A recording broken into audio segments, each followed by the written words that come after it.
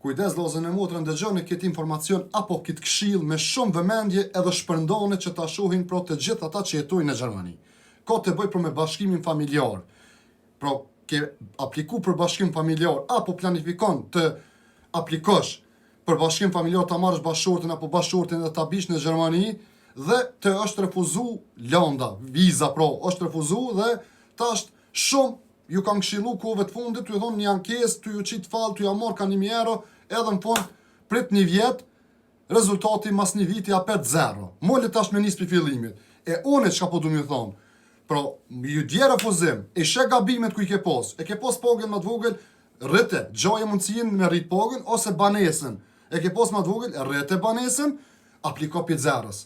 As ki nevojë millon kërkuj pare, edhe je i 100% që e fito pro landën, e merr vizën pro bashkëshorti apo bashkëshorti. Se i ke plotsu ato mangësi të cilat i ke pas pro në refuzimin e parë. Edhe nuk të bje me prit një vjet, edhe mos me koni sigurt se çka po ndodh, pro pret 6-7 muaj, si që dini është mesatarja, edhe di që sigurt mo e merr vizën pro edhe e bje bashkëshortin apo bashkëshortin këtu.